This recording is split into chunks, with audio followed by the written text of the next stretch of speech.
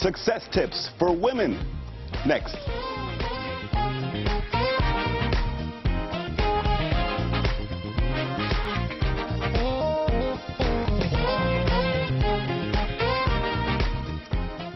And welcome to the Stan Simpson Show, a program about Connecticut people and compelling issues. Make it a point to drop in every week. Empowering young girls is the mission of our guest today. Jaclyn Vocell is a former athlete and now a certified life coach and motivational speaker. Trisha Brunton runs an empowerment program for young women at Northeastern University. Each will talk about their journey and the success strategies they outline for their clients. Many of these girls are initially insecure, unfocused, or lack confidence. We'll talk first with Jaclyn Vocell, certified life coach. Got that right? You surprised? You did get that right. I was butchering her name off camera. So welcome. A girl from Queens, right, who goes on to Brown and plays basketball, has a stint at ESPN, does some stuff for MTV, and now you're a certified life coach. What's the story behind that transition? I was working at ESPN, and it was really just unfulfilling. I played college basketball in college, and I just naturally fell into sports for my career. And I remember I was reporting at a game, and there was something that was just in my mind, like, I don't care how many points this girl scores. It's just, it doesn't do anything for me. And so while at ESPN, I started speaking at high schools.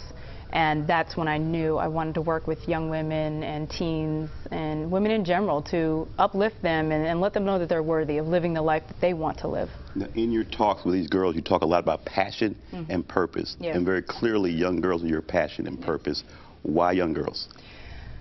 That's a hard time in life. And when I was younger, I wish I had someone tell me that I was worthy of making my dreams a reality, that I was worth setting standards when it came to, you know, school and dating and all this other stuff that stems from a lot of insecurities naturally in girls. And more so than boys? Different than boys. How so? I think, well, for me, so my heart goes to a lot of young women who are in a fatherless home, because the reality is young boys look to their father as a hero, and young girls look to their father as a standard of what they should accept from a man. And so a lot of young women are trying to put boys in daddy's position, if you know what I'm saying. So did you do that? Did you find yourself in that? I found myself seeking affirmation from men mostly, but also my basketball coach, you know, in high school and college. And so my confidence would go like this. When my basketball coach said I was doing great, I thought I was great. But when my basketball coach said, you know, you're not, I didn't think I was that good.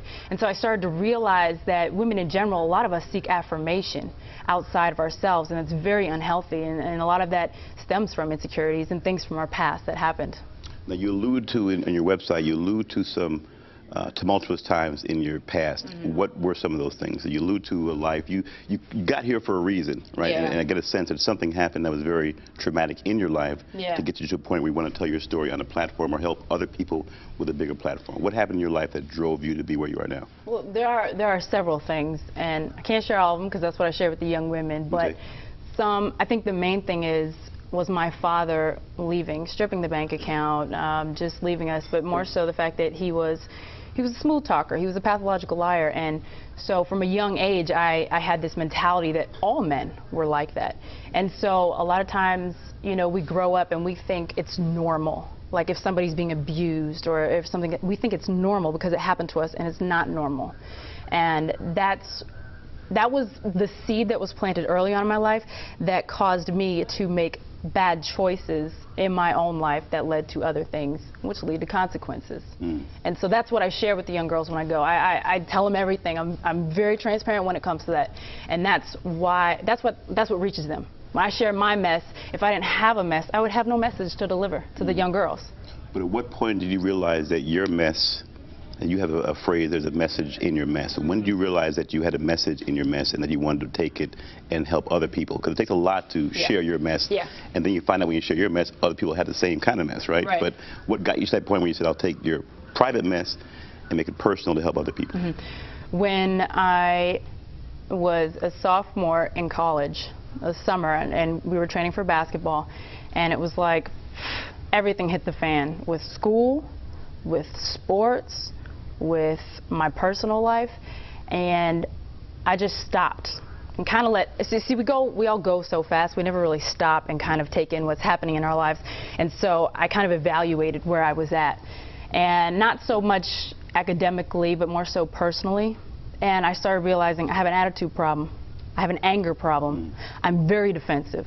I'll shut someone up real quick, and I was like, where is that coming from? Why is that coming out of me? And so that's when I started realizing I don't want to live my life like that. I mean, I was defending myself when no one was attacking me. But did you find out, did you get professional help, or did you find this through introspection? When did you finally realize, hey, you got all these elements going on? Did it take an outside person? Oh, yeah. I mean, talk about, you know, crying yourself to sleep. And I was like, this is not healthy. Right. And so, yeah, absolutely. So I sought out a counselor, a Christian counselor. And I always say, go to a counselor when you're at -10 in your life. When you're -10? When you're at -10. And a counselor and a therapist can help you get from -10 to 0. And what I do as a life coach is I help people get from 0 to 10 to enjoy their lives, to love their lives. And so, yeah, at that point, I had to seek out help. I had to seek out, hey, I want to love myself. Something's not right here. And I spent a lot of time, and I say I was dating Jesus for like 4 years. I spent a lot of time by myself. I spent a lot of time reading. Not everybody can afford to go to a counselor, okay? We say reading spiritual books or Bible. The Bible, a lot of self-help books. Go look on the Battlefield of the Mind. There's a lot of great books that you can educate yourself on, that you can really start to evaluate yourself. But the majority of people do not want to face themselves. Let's take a look at you in action. You did a show for MTV where you helped to counsel a young basketball team, girls. Let's watch you as you talk to some of these girls as I guess they're getting for practice or a game. Here's Jaclyn in action. Jaclyn Vocell. Next, unity. You can't play by yourself. When everyone works together, then everyone achieves more. If you don't believe in yourself, and if you don't have confidence in yourself, why would you expect anybody from your school to have confidence in you? All right, confidence.